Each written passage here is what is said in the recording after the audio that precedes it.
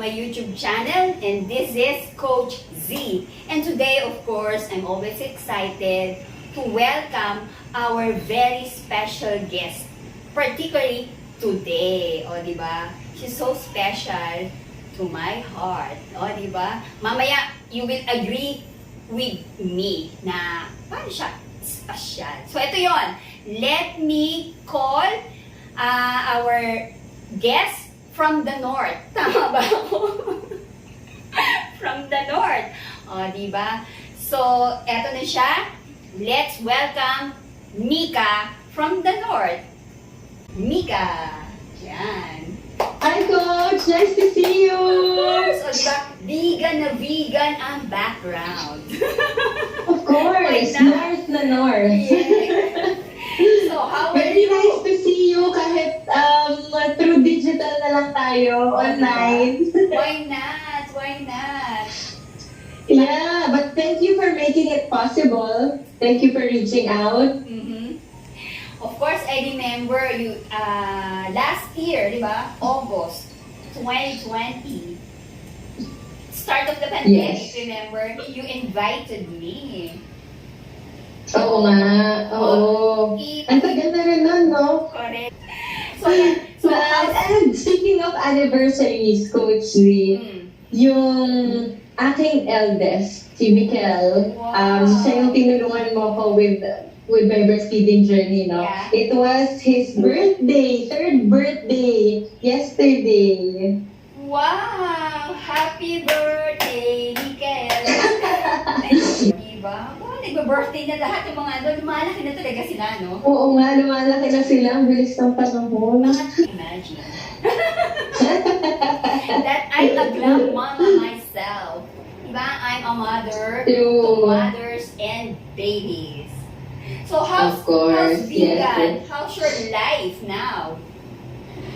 Nako, work from home. Okay. I don't know if I can say that I'm really enjoying it. Kasi at least now, parang nagkaroon ako ng reason to really stay with the kids. And at the same time, to push my passion when it comes to public service. Yeah. So, I'm really glad that I'm able to do that both at the same time. May mga sari-sariling struggles, syempre. Totoo. Di ba, pagka-work from home ka, and tapos nandiyan yung kids all the time, di ba, parang ang hirap pagsabayin. Sometimes hindi mo alam yung ano ba yung limit ko or boundary ko when it comes to work pa ba to or taking care of the kids na. Especially, di ba, parang lahat ngayon through phone, through internet, through tablet, di ba? So, Yes. anytime people can reach you. So sometimes, yun, it has its own struggles, but at the same time, I couldn't be more grateful because I'm always with the kids. Yan. O, diba? Meron ding reward. It's very rewarding. Of at the same course, time, yes. It's challenging, diba? We learn how to adjust. Diba? How to Yeah, mas madami ba? Correct. Yes, Correct. definitely. And aside from that, the good thing is we really rediscover something that we can do. Diba? A lot of things, A lot of oo. things, yes. Nag-i-evolve, no? Nag-i-evolve tayo. So, hindi naman ikaw yung mompreneur. Hindi naman ikaw yun. It's more of the... Sinubukan ko for a time yung being a mompreneur, pero parang I think my heart is really in the serving. Okay. Kaya oo, nandito pa din tayo. Okay, going back. So, Mikel is just turned 3, right? Yes. So, can you share a little bit of your first breastfeeding journey with me? Diba? How do you cope up, started, what are the challenges, and so many things. Please, Okay. tell us. Okay, so during my first pregnancy, I don't know if naalala mo, Coach, no? But I was going through a lot of things during my first pregnancy. So I just chose to take things one day at a time. Meaning, I didn't stress so much on magbe-breastfeeding ako, CS ako, normal delivery ako, mga ganon. Although, like, I really put it into heart that I wanted to breastfeed because of my sister Gabs, Yeah, who I remember. was also under you Yeah, before. I saw her Kaya sinabi first. ko, uy, nakakatawa naman tong sister ko na grabe nagpa-breastfeed siya 2 years plus. So sabi ko, gusto ko ganun din ako. Pero yun lang, until isip lang ako ng time na yun. Pero I didn't even buy breastfeeding bras, wala akong ganun, wala akong pump, walang anything. And at the same time, hindi na naman ako bumili ng bottle. Hindi rin ako bumili ng yung mga gamit for formula feeding, if ever. So talagang my heart was for breastfeeding, pero I did stress so much on it kasi sinabi ko, ayoko naman that the moment I give birth, biglang walang milk. So baka stress or ganyan, or feel bad lang, di ba? So, ayun, when my baby finally came out, may milk. Yung madami sobrang daming milk na my doctors had to stop me from taking all the supplements that I was taking. And then, I remember sobrang engorged na ng breast ko. Tapos online, yung mga nababasa ko, parang iba-iba, hot compress, food compress, iba-iba, hindi ko maano, cabbage daw, essential oils daw, hindi ko na alam kung anong ginagawa ko. So, sabi ng cousin ko na parang si Gabs, no, yung sister mo, meron siyang coach. So, what if tawagan na natin siya ngayon? And hindi ko na kaya kasi I was getting chilled at night, parang nag-fever na ako, and I was getting so worried kasi baka may infection yung opera ko. And then finally, it was because of that lang pala. And then I called you and it was like, parang heaven on earth. Na ang breastfeeding naman pala.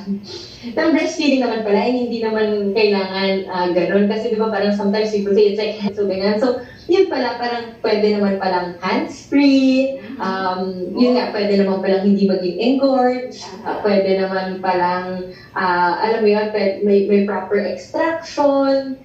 So yun, finally, parang, okay, parang very heavy load was lifted in my shoulder knowing that yung parang nagkaroon ako ng kasama.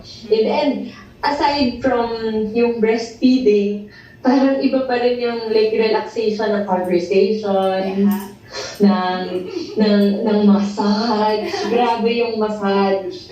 Na akala ko pagka breastfeeding, breast massage lang pala, yun pala parang malaking factor yung sa likod. Parang holistic nga eh. Yes. And hindi lang yan, even with what I was taking, pati yung mga ininom ko, yung water supply ko, ganun, parang may impact din pala lahat yun. Which I was able to learn through you. So, yun, I'm very, very grateful. So that was my breastfeeding journey during my first child. Yes. Oo, pwede palang matulog while breastfeeding. Yes! Oo, nang hindi nalalagyan yung baby. Yeah. Very true. So, ako naman, I'm very grateful, of course, na I saw you, di ba? Yung pa rin yun, it started with a trust. No? So, Yes, of course. When you heard about me from Gabi and from your cousin na rin, di ba? Sino yung mga pinuntahan ko pa before you, di ba? So, thank you so much for that. It gives me additional flame to my tawag dito, yung inspiration ko, di ba? You empower all those moms, including you, that I'm seeing. You are the one also empowering me.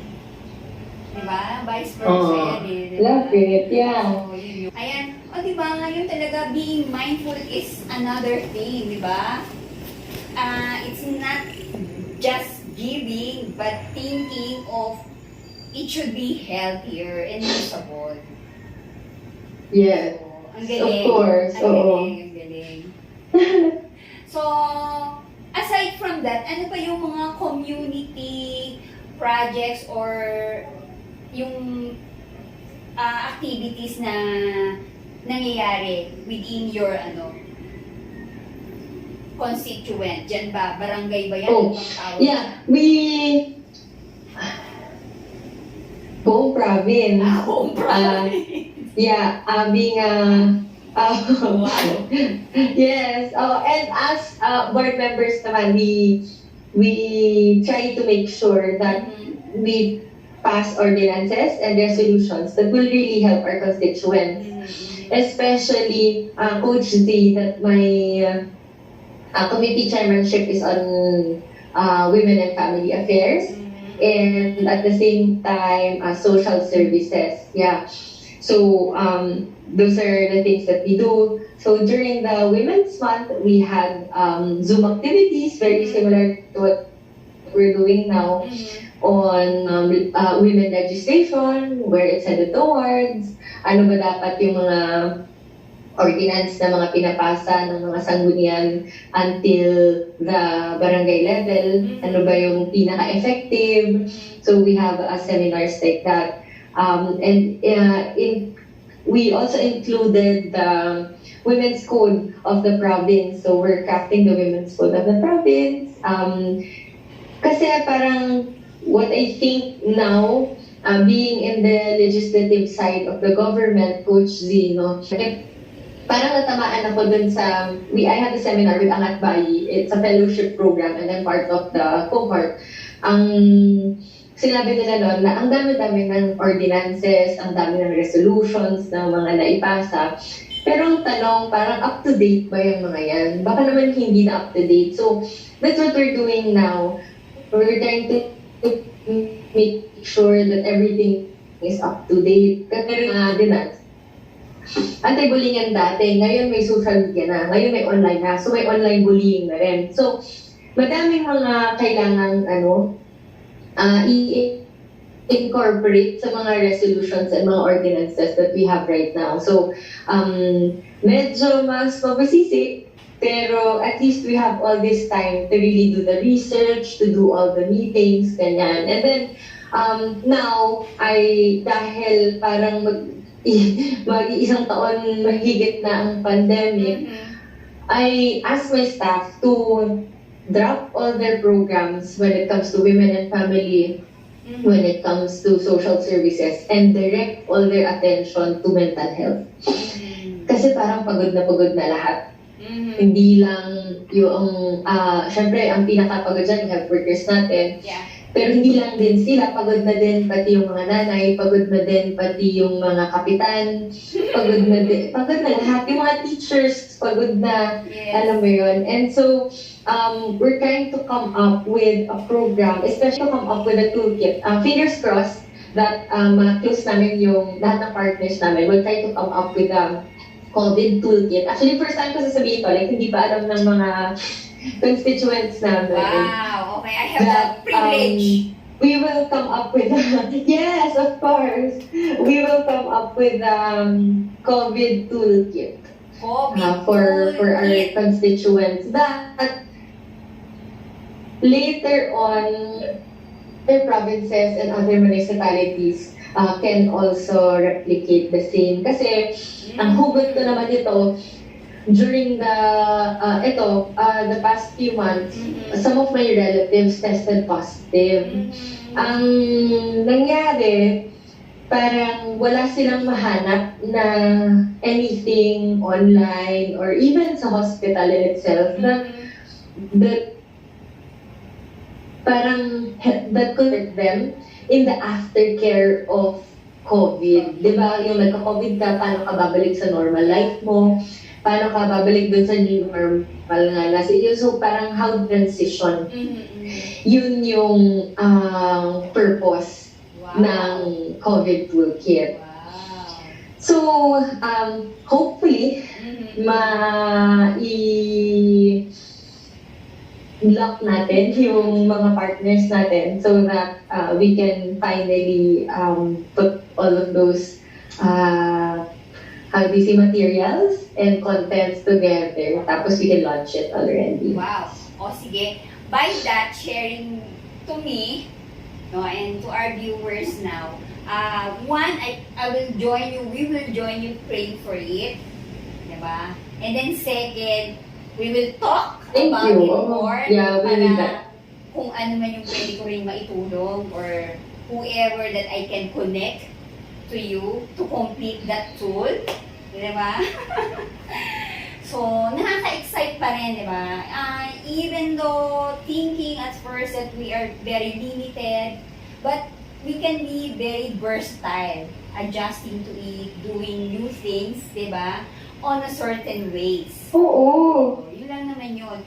So, on that naman, let us move forward. Since you are being locked down, which is hindi naman lockdown, kasi ang ganda-ganda ng probinsya mo, di ba? Where you are enjoying the beach and everything, the family, di ba? And still breastfeeding with your second baby, no? So, can you tell us more? Share with our mothers, di ba? The family itself, who are still having their breastfeeding journeys even in this time of pandemic. So, ayan. Sige. Yes. Actually, mas madali siya ngayon. Kasi di ba nga sinasabi nila ngayon kasi parang nasa bahay ka lang. So you don't even have to worry about breastfeeding clothes. Kasi I remember with Mikel, my firstborn, I would take him with me all the time sa work, sa mga sessions namin. So, hindi biro yun kasi kailangan mo magpalit ng buong wardrobe. Kasi syempre lahat ng mga damit ko na hindi breastfeeding friendly. Lahat ng mga zipper hanggang dito sa likod. Nasubukan ko yan, Coach Z, one time. We had an event, parang we were required to wear red. Yun lang yung only red na damit ko. Every time that my son would want to breastfeed, pupunta ako sa CR, maghuhubad ako, tatagilid ko yung buong damit ko para lang magpa-breastfeed, tapos babalik ko na naman. Tapos pupunta ulit ako doon. Tapos, buti na lang si Gabs, the moment I went back to work, right after I gave birth to my first son, meron siyang ginamit na Filipiniana noon, na breastfeeding friendly. Talagang pinasadya niya na breastfeeding friendly. Kaya hindi ako nahirapan noon. Pero, syempre, isipin mo yung mga parents ngayon, di ba, na work from home. Pwede naman naka-t-shirt lang, di ba? Minsan nga, iba, di ba, dami nagpo-post na nakapantulog, yung baba, tapos naka-t-shirt lang, ganyan. So, madali. In fact, my biggest problem during my first breastfeeding journey with my son is that hindi ko napapantay yung breasts ko kasi meron siyang favorite boob. Okay. Kung hindi siya nakapag-milk doon, umiiyak siya. Wala naman akong time to pump the other one during work. Kasi baka hindi na ako makasama sa meeting. Kasi papag-breastfeed ako, sabi mo 15 minutes, magpapump ka, another 15 minutes na naman yun, diba? Wala ka na naabutan sa meeting. So, ginagawa ko, breastfeed sa kabila, tapos okay na. Hindi ko na siya pinantay. So, one of my biggest wins during this breastfeeding during the pandemic, I had time. I had time to equalize. Yeah. The word equalize. Use both. Oo. At saka, napansin ko with my second son, wala siyang favorite. Pwede siya kahit saan. Gusto niya, hindi siya umiiyak kahit saan. Which I think, ang reason din nun, during my firstborn, parang very high stress ako nun. Because I was worrying about a lot of things. Siyempre, and to share with you, no, that's why I was also having a very difficult time during that time. When I found out I was pregnant, my mom just passed away. So, after nun, I was put on break. Pero wala akong problema nung buntis ako, hindi ako nag-morning sickness. Hindi ko nga alam na buntis ako na parang ilang months ko na nalaman na buntis ako.